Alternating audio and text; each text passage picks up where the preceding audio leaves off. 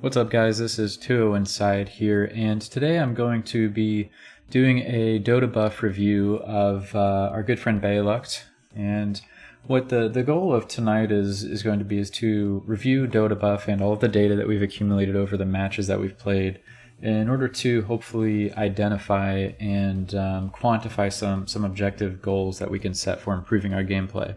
And if you're like us, many of us play a lot of games, so there's a lot of information that we can kind of mine from this as long as we're looking for the right things and drawing the proper conclusions from looking at the data. So what I'm going to do is go through a lot of the common areas of Dotabuff as well as maybe some lesser known areas of Dotabuff, and hopefully identify some things that we can look at to improve our gameplay. The first thing that we want to take a look at is just overall win rate, and this is just simply our win rate over time. So we're looking at about 6,000 games over, I would assume, many years of playing. So it looks like we started in 2012, a lot in 2013, kind of took some time off for a few years, then we really got back into it for the last 3 years. So we've got a good a good span of data that we can look at, and most recently the last 3 years. So we'll kind of keep that in mind. But the win rate is going to be close to 50%. Most players are between 49 and 51%. If you're improving quite a bit or you're higher than your skill range, that's going to be, say, for instance, above 51%. Maybe you might see 52, you might see 53. Very much above that are usually Smurfs or people that are way out of their range of where they're playing. So you might see like 54%, even 56% sometimes. And same is true for the opposite direction. If you see somebody with 46% win rate account, obviously they're trending downwards pretty quickly. But anywhere between, say, 49 to 51% is completely normal. So what this means, what this translates to, is that we're getting placed in games that should be pretty competitive for us. We've kind of found where our skill level is. So it might be that originally when we started playing, maybe this number was higher and we were improving quite a bit. And then it kind of starts to level out as it gets closer and closer to 50%. And that means it's kind of found what they assume to be your skill level. So let's see. So 3.5. When you're playing at the end of 2017, when this translated to medals, we were 3.5, and I think Legend 1 is around that. It's within a couple hundred MMR of 3.5, depending on the time of day and the time of the month that you look at it. But we're very close to this, and this would suggest that for the last, say, roughly 2 years, let's call it, we're kind of the same, and that's what this win rate would suggest, is we're kind of at our plateau of where that that matchmaking skill has found us. So this is good. This means that we're not necessarily going very fast in either direction. So that's a nice kind of solid middle ground to start with. You can further look at areas here where you're comparing ranked versus normal, and this is interesting because your ranked win rate is higher than your normal win rate, and you've got a considerable amount more matches played in competitive ranked matches than normal, which is another sign. So what this means is that maybe you're trying harder in ranked matches, which you should be. You want to kind of experiment and try new things and learn in normal, so maybe the consequence of that is a lower win rate, and that's completely fine. Also, I think the matchmaking rules are kind of more strict in ranked, so it tries to find a more evenly matched game for you. So that's pretty good. So we're slightly below 50%, which means we've just very slightly, lost MMR since when we started playing, that's fine. And that's why we're looking at this, to kind of find things that we can capitalize on and hopefully improve upon to win those games and get this to be positive. So this is good. Not surprised here. You have a 5% difference in win rate between Radiant and Dire, which I think is ridiculous. And this is over an even set of games. If you look at nothing else statistically, you have a very decent, much better chance to win on Radiant, which I think is unfortunate, but they can't seem to fix that. And I don't know the solution either, but it is what it is. Everybody I look at is like this. So in general, what your win rate percentage is saying is that you've kind of found this area in a range of MMR that you've kind of been in for a while, and that's telling of your win rate, but also the fact that we've kind of been there for the last 2 years, which is fine. I'm kind of the same way. So, and that's natural. But what that also suggests is that we can find certain things to hopefully take those next steps and improve our game to maybe increase that win rate and kind of move the needle in that positive direction a little bit. And I've been looking at Dotabuff accounts for a very long time, probably since as long as I've played this game. I'll look at pretty much everybody's profile that I play a match with and kind of look at things like, what did they do well? You know, did they play better than they should have statistically? Did they play worse? Were they on a hero that, you know, they're very comfortable with, or were they on a hero that they're maybe learning about? And all these things kind of come into play. So what we're going to do is look for ways to optimize the chances that we have in winning based on the information that we've gathered over 5 or 6 years of information here. So that's the main goal. So that's a little bit about win rate and what it kind of tells us about, you know, what's happening in terms of MMR, because I'm doing this in the sense of using MMR to kind of track our progress. So the next thing we can do to very specifically track our progress over time is looking at trends. And the trends tab is going to show us the trends of different things, such as our win rate, KDA, GPM, XPM, last hits per 10 minutes, and denies per 10 minutes. These are all objectively quantifiable details, data points in Dota that is tracked. This is very objective data. So this we're looking at for this month, our win rate. You won't see a big fluctuation here, you know, in a month. Let's go to KDA. It takes a while to load this because it's kind of parsing all these different games and then plotting all of the points. So I'm going to KDA now, and we'll see what KDA shows us. So again, this may look crazy, but it's 4.87 fluctuating to 4.88, which again, not a big deal. But what I want you to look at is, let's go to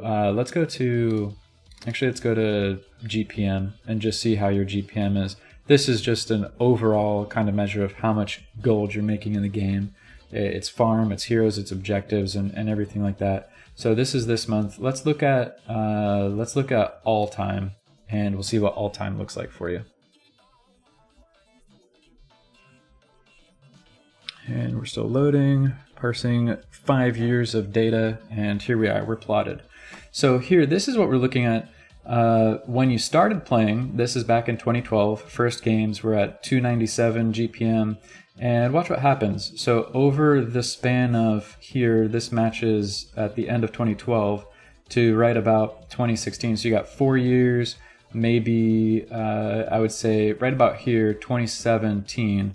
It's right when you start getting, you know, you played a lot and then you kind of took a break and then you start picking it up again. So this is where like you made a lot of progress. And this happens when we first start out because you're making a lot of connections, you're learning heroes, you're learning how the game works, and you see a sharper slope of improvement.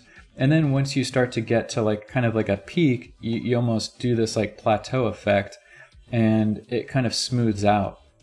Now the thing to notice is that it's still going up, which is good, you know, because you're still improving, but we're improving slower. So, you know, it's finding things that make small changes over a great amount of time. And, you know, when we played this game for so long, it's easy to kind of get into the same habits, and it's really hard to kind of break out of a mentality that we've been doing for 5 or 6 years, which is understandably so.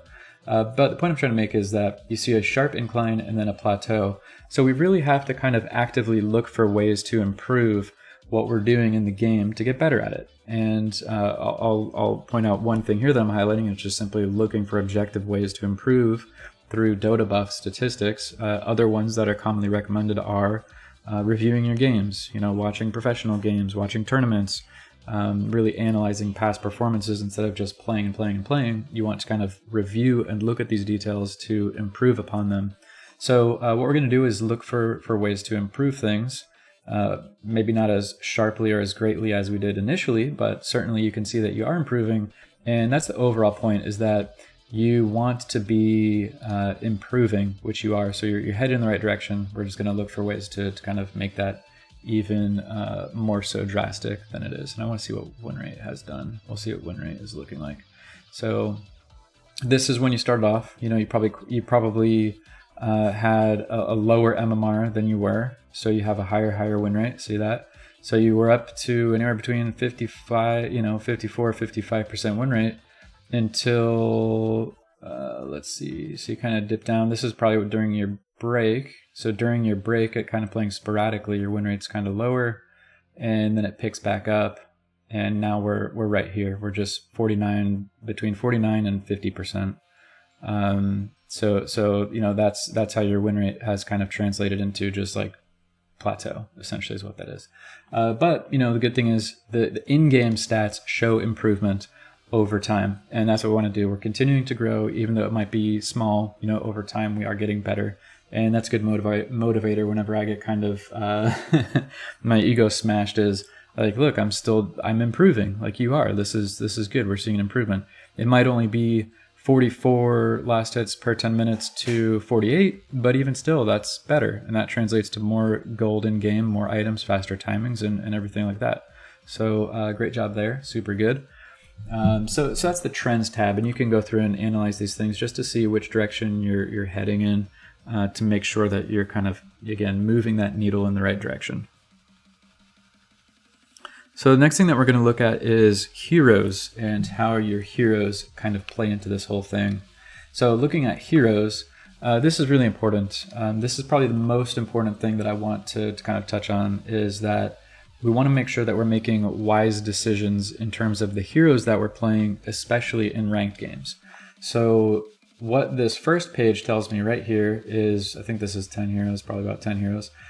These are the 10 heroes that you enjoy playing the most. And you enjoy playing the most because you pick them most frequently. I guess you could probably say Quap is probably your favorite hero, Phantom Assassin. These are all heroes that you enjoy playing. The next most important part of this is the win rate that you have on these particular heroes. So your most played hero, you have a very good, very positive win rate of 52.43% over 452 games. This is a great amount of data that says that you're trending in a positive win rate with this hero, which is great. Same thing with PA, even higher. It's almost 2% higher than your win rate with Quap. Shadow Fiend, still winning. And we get to Lina, Marana, and Outworld, where we see the opposite is true. And I've got a couple of these on my page that I'll kind of make a connection to as well. And I call these the heroes that we just kind of love to play because they're fun to play, and that doesn't necessarily mean that we're winning with them. I mean, we're definitely winning. We're winning 49.49% of our games, roughly, what is that, almost 150 something, 150 games or something like that. So we're still winning, but we're not winning more than we're losing, which is an important key to note. So over time, say we were choosing this hero in ranked games, we're losing MMR with that hero. So even by selecting Lina versus Quap, who arguably, both intelligence heroes, both potentially mid heroes, we're already at either an advantage or disadvantage by choosing this hero statistically. So you want to kind of optimize your likelihood of having greater impact in that game by choosing a hero that makes sense. So an example in my account is I really, really love playing Anti-Mage. And he's so fun to play. I don't know, there's something about just AFK farming and, blinking all over the map and just getting this humongous creep score that, it excites me. It's pretty fun. And for a long time, I couldn't win with him because what he does is he's this AFK farming hero that wants to farm and farm and farm, and then eventually, hopefully, the idea is that you show up and win the game. For a while, that worked okay. A couple of years ago when late game carries were very powerful. And now it's more about early game impact, and he doesn't do so well because of that. So the point I'm trying to make is I enjoyed playing him, but my win rate was pretty horrible with him. It was like sub 50%, maybe mid 40s even. And I kept playing him. So you have two options. You can be stubborn and continue to play him and continue to lose, or you can learn how to kind of play him more effectively and figure out what to do with him. So over time with practice, I improved that win rate with him, and now I still enjoy playing him. But I also play him in a slightly different way that might be more meta relevant to the particular time frame that I'm playing him in to kind of look at that win rate. So to summarize this portion here, you want to choose heroes that you know that you're comfortable on, that you're good at, and that you're winning with. I'm not saying not to pick these heroes, but statistically speaking, if you played Quap, versus Lena, you may have a better chance of winning with Queen of Pain, just simply because time has shown that for whatever reason, you do win more with her. You also have a higher KDA with her. It's not significant, but it's a pretty big difference. And if you compare OD 2.93 to 3.96, I mean, that's a pretty decent KDA difference there. So minor things to think about in, choosing heroes that you're comfortable on because you have all these games with them, and you know that you're winning with them because time has shown that for whatever reason, you're winning with them. So that's another discussion of like, well, why would you win more with this hero versus another one? And that's going to be different and unique to you playing them and those heroes and all that stuff, which I won't get into. But for heroes, you want to kind of choose heroes that you enjoy playing, that you win with, and that you're comfortable with enough to where you're gonna be effective in the game with it. And that's what you want to strive for, is the maximum effectiveness that you can apply to the game. And we're looking at ways to kind of maximize that by choosing heroes that make sense for us. Let's sort this by win rate and see what happens. So this is some more information. So this is how I find new heroes to play or maybe practice more. So you have smaller quantities of these games, but it's kind of interesting. A lot of these heroes are support heroes that you have 60 plus win rate on. These are small amount of games, but 53 games on AA with a 62% win rate, like that's very good. Let's see your highest matches played. So these are about your top 10. None of these even beat 55%. And here's Bloodseeker. Bloodseeker is super good. That's a good one that I would suggest playing. But looking at win rate, like this is super good. These two heroes right here, like these are who you want to play in ranked based on this amount of information. So it kind of helps us to find heroes. Clinks, this could be really good. You put some more games in on this and get, really a nice competitive understanding of hero matchups, builds, and items and timings, and this could be a super good hero for you. So you want to look at here sorting by win rate and kind of determine where there might be opportunities to exploit. A lot of these heroes here that you have a semi-decent amount of games on could be really good for you. And that's what I would suggest in choosing new heroes and looking for ways to kind of maximize the potential of having greater impact in your games. Now, I'm a firm believer in kind of limiting my hero pool when I'm playing ranked to a few heroes per role, and I'm only really playing 2 roles now in ranked. I'll primarily play either 3 position or 1 position, and within those 2 roles, I have maybe 3 to 5 heroes tops that I comfortably play in ranked games, and I have different heroes based on different things. Like say for instance in the offlane, if I want something that's super tanky and like an aura carrying hero, I'll play Pit Lord. If I want something a little more active that's going to roam and try and gank and get kills, I'll play Windrunner. So I'm kind of choosing heroes that do different things while still being in that same position. So based on the draft that I see, I can further make a positive decision on choosing the correct hero. So to look at these heroes in the sense of choosing them, choosing ones that you're comfortable with, that you have high win rates on, those are the ones that you want to push the most in, and really kind of exploit how you're playing those heroes. So just to kind of illustrate what this means for us, let's take a look at PA, just because I really enjoy PA. So if I click on PA, I'll get to PA's page, and this is all games with PA, so 54.9%. Now let's filter this to ranked matchmaking, and it was 388. It's now 360. So this even went up. This went up in ranked matchmaking. I think it was like 54%. So let's look at it this way. If you have an example of 100 games and you win 52% of them, so you're positive by 52% of 100 games, the difference there being 52 wins, 48 losses. You subtract 48 from 52, and the difference there is 4 games. So you have 4 positive win games, which is 100 MMR. So at 52% win rate over 100 games, you've won 100 MMR. Here, let's just kind of simplify this and play dumb for a little bit, just for the sake of math. Say you've played 300 games at 56% win rate. That's going to be I think 300 MMR that you've won. So 100 per 2% per 100 games. So I'm pretty sure, don't quote me on that because I'm still kind of math stupid. But the point is, that's a couple hundred MMR that you've made with this hero alone based on playing a hero that's a positive win rate. Same is true of the opposite direction. And let's kind of do an example of, here's OD, so maybe we're close to 48%. And I'll do the same thing. I'll go to ranked matchmaking, and we'll look at this. This is funny. Your OD is exactly 50% win rate on ranked, which is kind of hard to believe. So maybe that's not the best example. Let's do. Here's Windrunner. Let's do Wind Ranger. That's crazy. What are the chances? So ranked with Wind Ranger is 44%.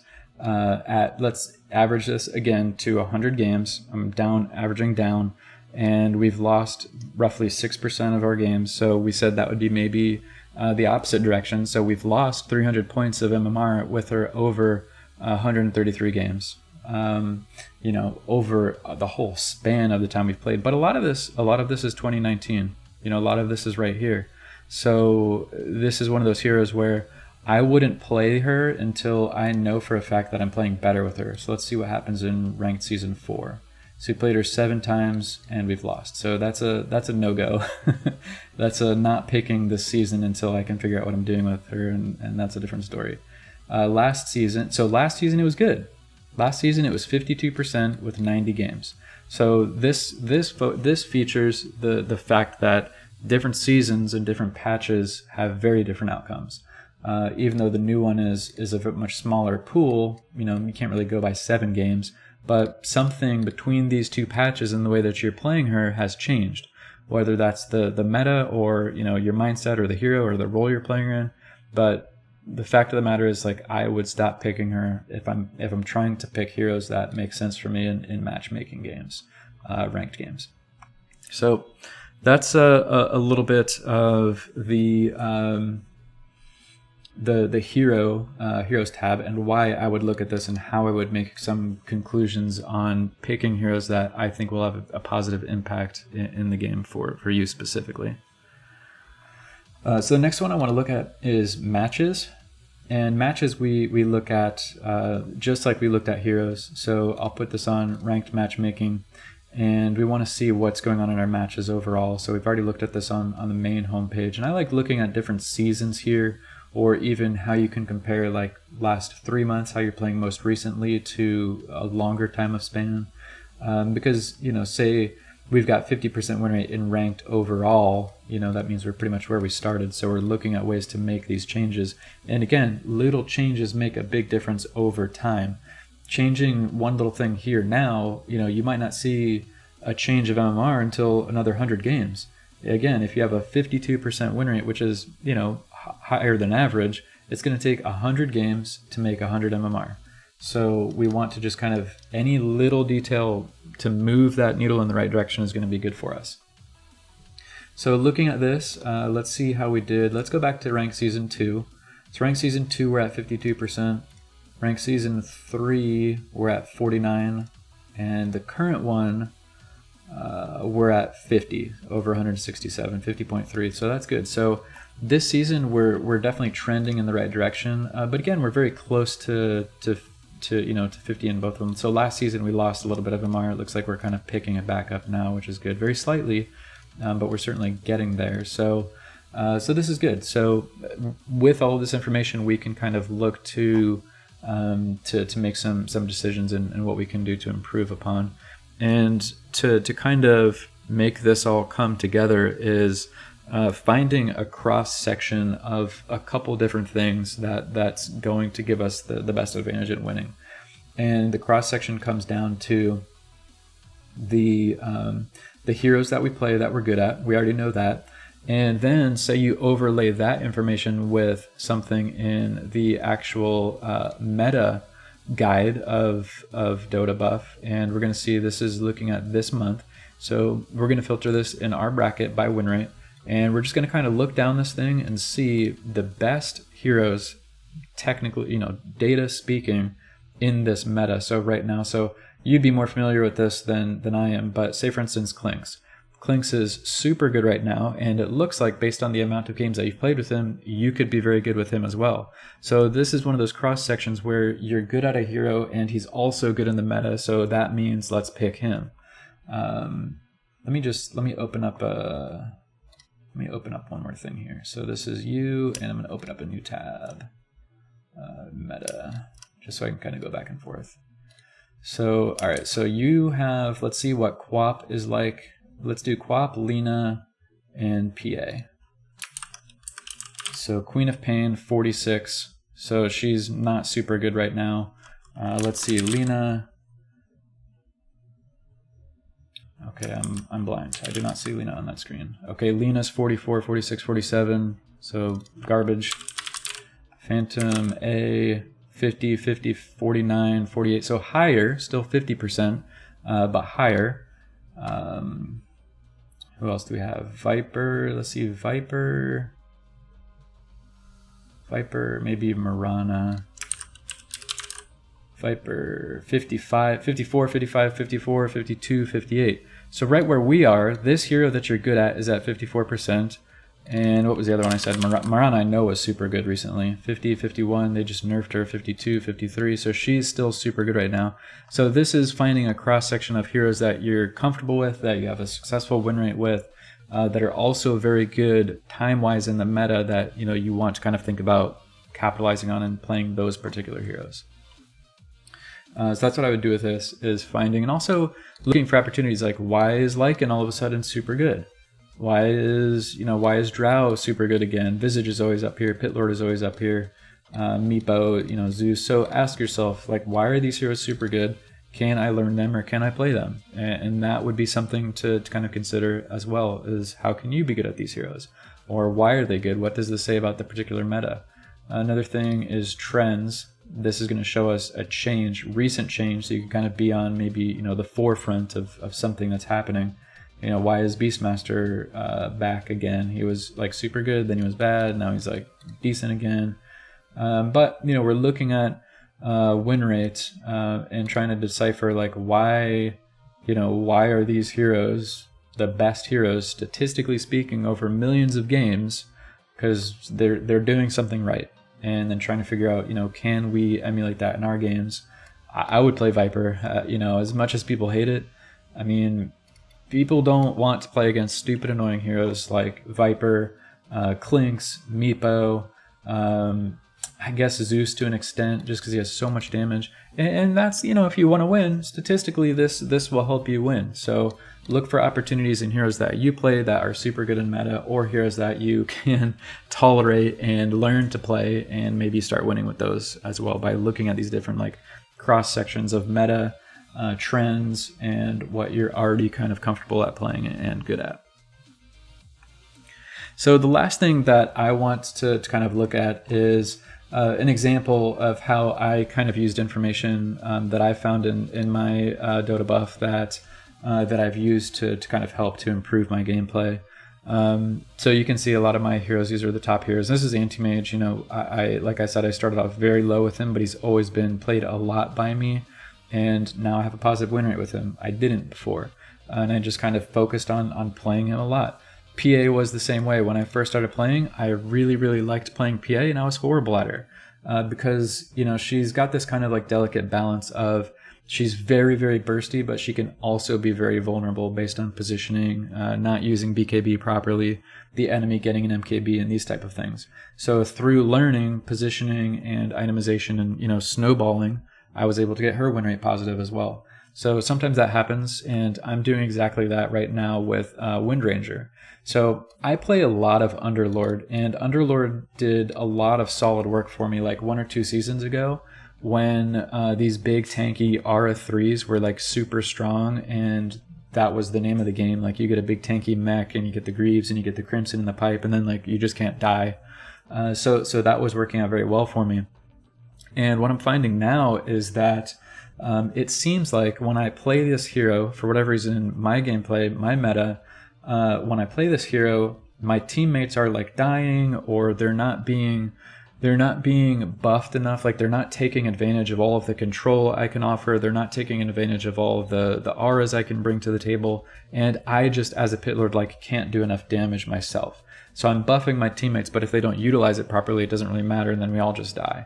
So what I've determined is I'm going to play like a more active kind of damage output 3 that maybe builds more damage items and less like aura team items. As stupid as it sounds, that's what I found for my meta could potentially work for me, because I was losing to things like the Wind Ranger or the Pangolier, which I focus on those two because I think they're very good for me right now. So let's go to my heroes, and I've been playing a lot of Wind Ranger, but this is one of those heroes that statistically overall over time it looks like I'm really bad at, which I probably still actually am, which I'll admit I'm bad at her.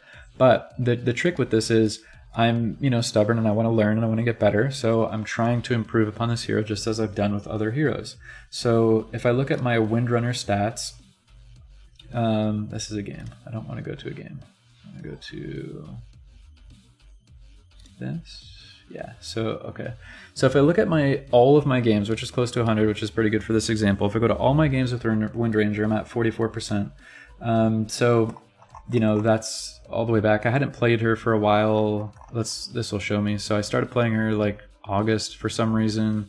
Then I like sucked still, and now I started playing her again, and I'm doing pretty okay. So in October, I had this epiphany. I need to play Windrunner 3. I'm really trying to learn it, and I'm doing better with it. So you can see that, I don't know, I played her a lot here in 2016 when I probably didn't really know what I was doing at all. So that's probably a lot of it. So say, for instance, I'm 44 right here. If I look at time and I go to, let's say, just this year. So already just this year I'm even, which is better because I have a better understanding of the game overall. So when I've played her this year, I'm at least 50% with 59 games.